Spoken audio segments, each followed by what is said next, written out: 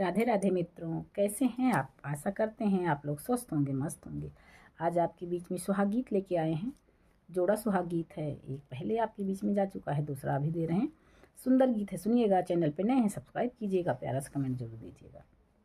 अरे हीरे गिरे हिर कै गहिरी नदिया वायर गहिरी नदिया वा की पनिया गम बही जाई रे ललनवायर पनिया अगम बही जाई रे ललनवा। अरे तेही पनिया महाराजा पटुका पछारई की रानी पछारई अपन साड़ी रे ललनवा। अरे तेही पनिया महाराजा पटुका पछारई की रानी पछारई अपन साड़ी रे ललनवा। घोड़ावा चढ़ल आमै दुल्हे कवने रामा दुल्हे कवने रामा। रनिया से पूछे क बात रे ललनवायर रनिया से पूछे क बात रे ललनवा।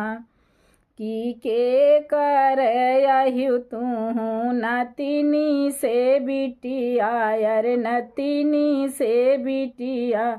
की कौन गाँव बाटे तोर बियाह रे ललनवा।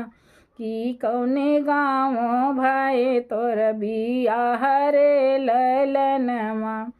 अरे के करिया तू नतिनी से बिटिया अरे नतिनी से बिटिया। की कौने गाँव भाई हैं बियाह रे ललनवा। इतनी बचन सुनी रनिया कवनी रानी रनिया कवनी रानी। उलटी के देई जवाब रे ललनवा। इतनी बचन सुनी बेटी कवनी रानी बेटी कवनी रानी। उलटी के देई जवाब रे ललनवा। की काऊ दे ब्यार जवाहे बाती कै बताई अरे बात कै बताई।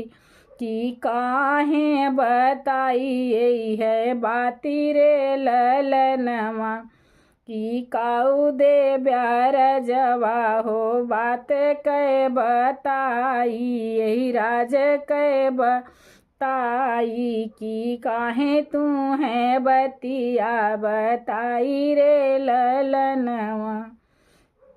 इतनी बचन सुने दुल्हे कवने रामा दुल्हे कवने रामा। उलटी के देई जवाब रे ललनवा। अरे उलटी के देई जवाब रे ललनवा। डाल भरस गहना बरद बर सिंधुरा। की इह देव बाती कै बताई रे ललनवा। की डाल भरी गहना बरद भरी सिंधुरा। की इह देव बाती कै बताई रे ललनवा। अरे आपन बाती रानी हम का बताऊ त्यू। की लई चलब अपने के देश रे ललनवा। अरे अपनी बाती रानी हम का बताऊ त्यू। अरे लई चलब अपने के देश रे ललनवा।